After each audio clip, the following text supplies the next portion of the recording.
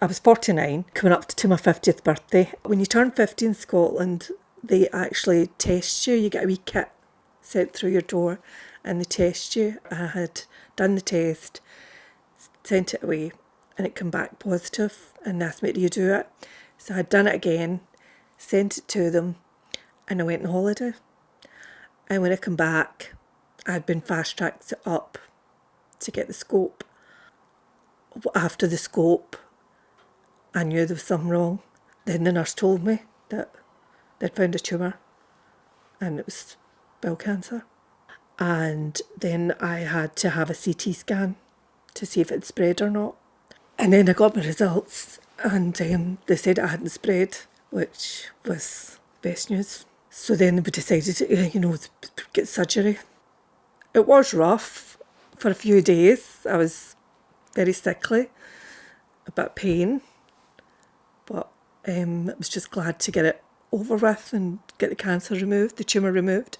And after a few weeks, I felt really well again. I was getting back to normal.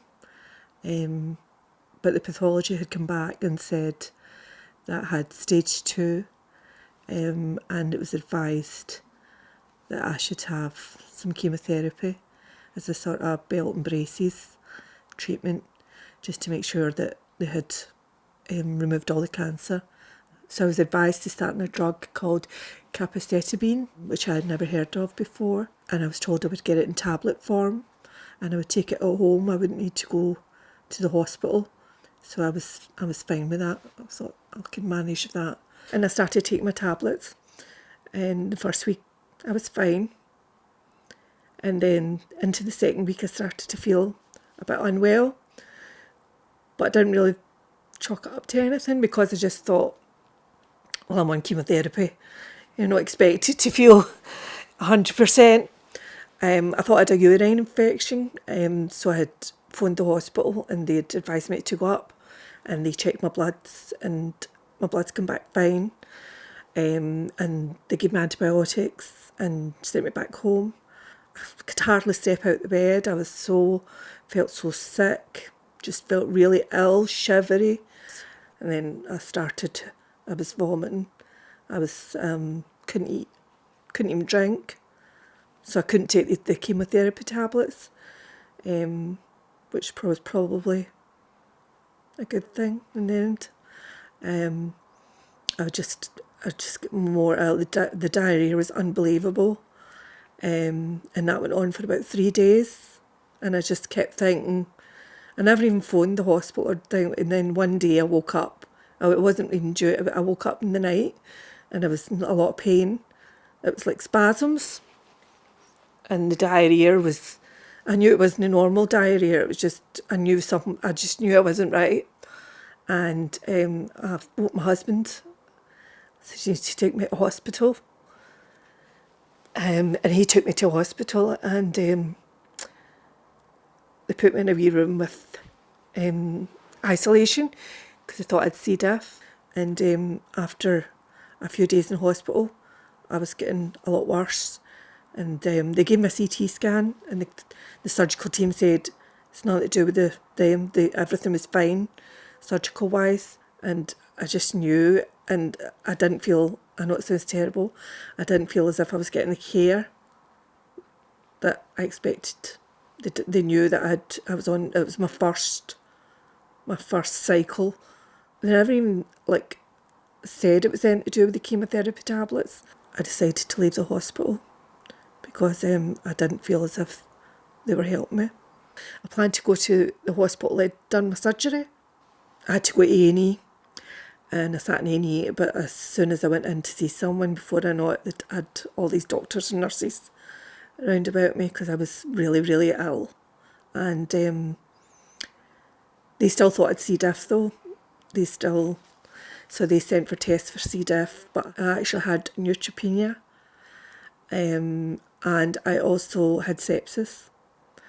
So I was immediately put on to 2 different antibiotics and moved up to an isolation ward. And after about 5 days, I started to get my strength up again, and I could start to eat a little. And eventually I got home. After I left the hospital and I got home, I still didn't feel well. I still felt really ill, but not as bad as what I had been, but I still felt ill. And I had to go and see the oncology team, and they done my bloods, and it ended up I had kidney damage. So I had to get admitted back to hospital again. And I was in hospital till they got my kidneys working again, because they weren't sure if they're good or not. Got my kidneys working again. I was released from hospital.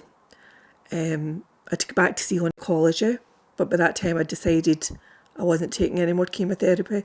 I seen my oncologist registrar, and he was the first person to mention to me that I might have DPYD deficiency, enzyme deficiency. He said it's very rare, and he would get me tested for it. So I was arranged to get a blood test done, which I did.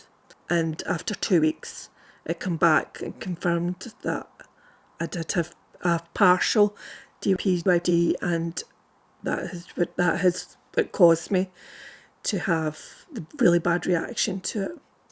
My aim now is for oncologists to make people aware that there is people that can't take this medication unless they've had the test, and there's it's just a blood test, and I can't believe they aren't giving people this blood test that can save their life. You go through all the trauma of having cancer, having your cancer tumour removed, the surgical team do all their work, then the chemo team move in. It's as if they're missing out a middle section of it. They're just automatically putting you onto chemotherapy without checking if your body's able to take this medication. They should be testing people before they give them these really, really strong medications and not taking the chance.